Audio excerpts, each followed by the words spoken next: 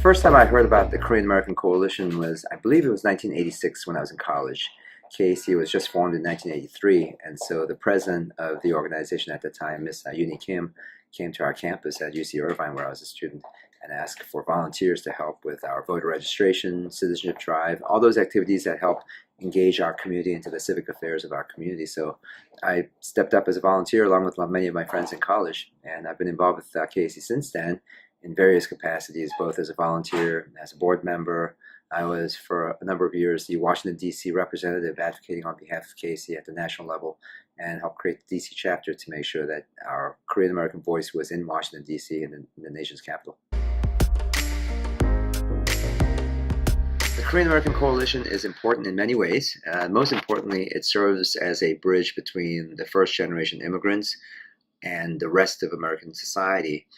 As we all know, our first generation immigrant parents' generation have a harder time with language and understanding the American culture and how to assimilate into our society. And so for people like us who are 1.5 generation that are bilingual, bicultural, we have a responsibility in making sure that our parents know what's going on, as well as recommending and advocating on their behalf within the mainstream society so that our government officials, our public institutions, and others in the private sector know the needs and the concerns of our immigrant community. So KAC plays a vital role as a bridge between the two communities. One of the best things about the Korean American Coalition and many other organizations that serve our community is that it gives our younger generation permission to be Korean Americans.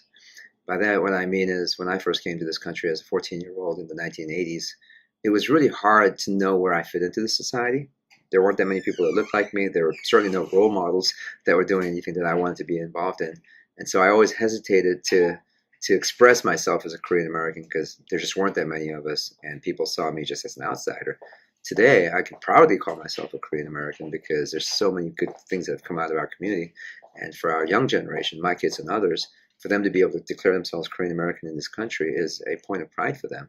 And they should be absolutely happy and be professional about that, and embracing both cultures and creating something even better than each side gives on its own. So KAC has a lot more to do, even though we've done a lot already, and KAC's future is still very, very bright because we have a lot of needs. The work that I've done with KAC and many other organizations in the country, I've been very familiar with the needs of our community as Korean Americans and as immigrants. And because of my personal passion and interest in government and politics and campaigning and policy making, I've devoted most of my career in that field. As a result, today in Virginia, I serve in the General Assembly as an elected official at the state legislature, and I also represent the Asian American community on various nonprofit organizations and boards where I can advocate for our parents' generation as well as for the new immigrants who are arriving in America today. I've been very fortunate in my career to have been able to blend the two passions of mine. One is to help advocate for our people, our communities, immigrants and minorities, and also to make American government at every level be more accountable and more effective for those that serves. And to be able to represent both sides has been a tremendous honor and an interest of mine. Every one of us has a role to play in making America the greatest nation on earth and continue to be.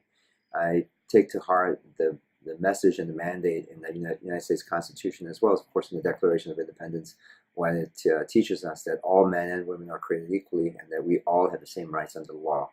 And for us to create a more perfect union in America, it means that everybody, every generation of immigrants who come to these shores have to participate and make America the next great country that it can be with all of our participation. So my message to the Korean community is the same as I would say to anybody else in America. Make this your country, participate. You pay taxes here, you contribute your causes here, your children are being raised here. Make this a great country by participating. That means if you're a U.S. citizen, exercise your right to vote, choose your elected officials, participate, engage. If you have a concern about what the government's doing, express your voice and make sure that they hear you. If you're not a U.S. citizen yet, but you're eligible, then I urge you to become a U.S. citizen. KAC does a number of programs to help you with that. And if you're not quite a citizen or a green card holder yet, but you're still contemplating a way to stay involved in American politics, you don't have to be a citizen to volunteer on campaigns. You don't have to be a green card holder to be able to help out and volunteer with civic organizations like KAC. So I want you to get involved and stay involved.